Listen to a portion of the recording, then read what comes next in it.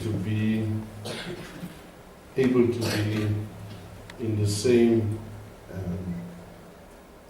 venue, the same struggle, the same chapter of a great person like Comrade Kathy, and those who are the foundation of our struggle and have built this nation and have seen a vision and a dream that all those years ago many didn't see. It's amazing that that dream is a reality today.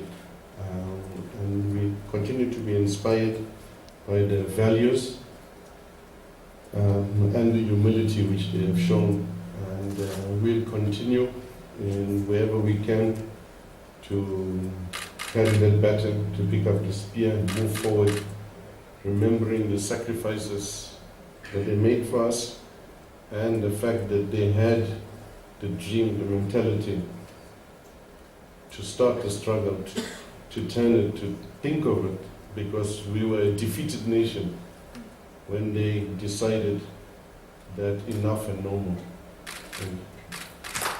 I think that people going to be recording South Africa's history 100 years down the road will rely on stuff such as this to record history. I think it is rich in texture, it is accurate in what it reflects, and I'm embarrassed that some of the things that went on in our country went on where the dignity of people was just attacked for absolutely no reason other than the fact that they were different from others.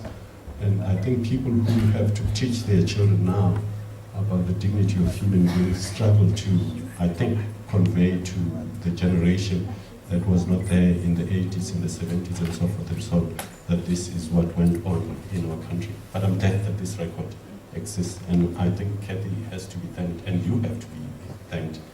I think it's a mistake putting me here.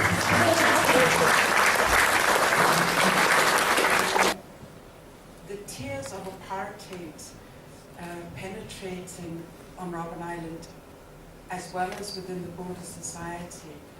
And it's something that sort of escapes the mind. We always knew that that was there, that's what we were always fighting about, but somehow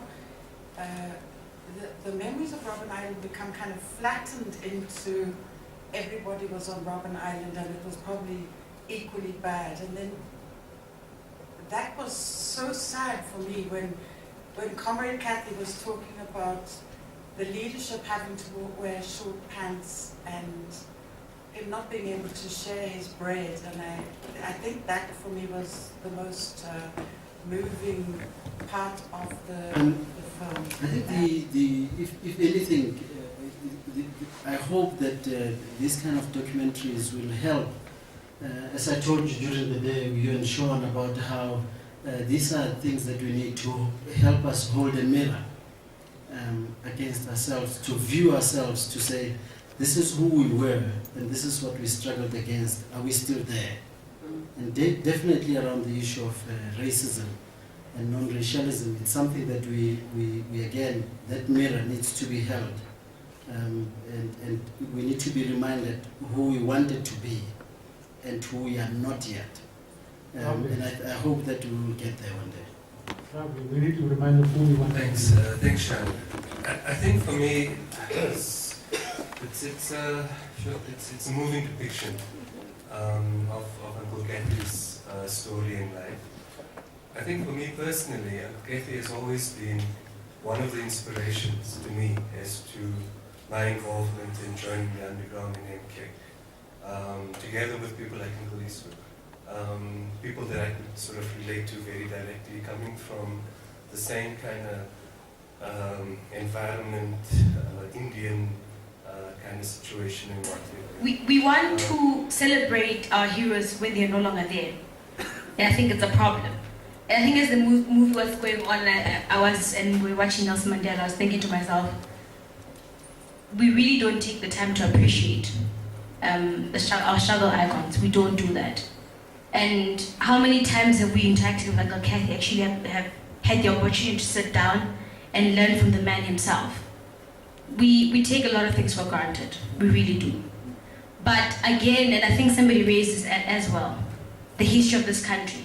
We don't shape the narrative, especially the curriculum content, even in high school level.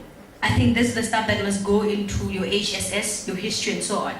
This is the stuff we need to learn about. I think Jan van Riebeeck must go. It's time now, sure. But honestly, and I think fundamentally the question of we must interrogate the curriculum content and what we're fed, especially at a basic education level. And this is the kind of stuff that needs to go into that content. Thank you. I don't have a lot of. Thank you. Thank you very much for your patience. A lot of good things that Shan says about me, I wrote it for him. So that wasn't original. But what I want to say while talking about Shan, he's talking about all of us, but we don't hear about him. You go to Lily Street today, of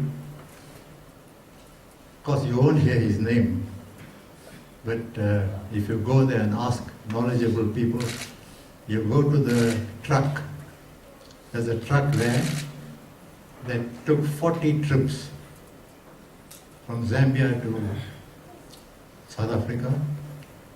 Each of those trips brought arms, undetected. One of the main recipients of those arms was the speaker, Shan.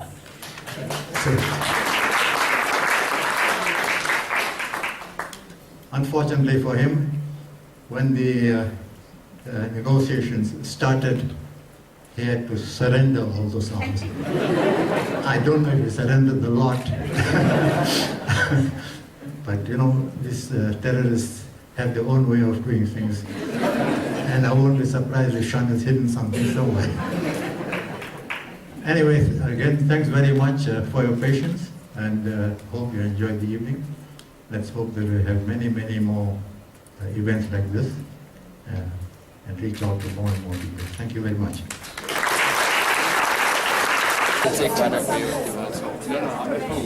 Ma, are you in the photo? Oh, you're in a different photo, okay.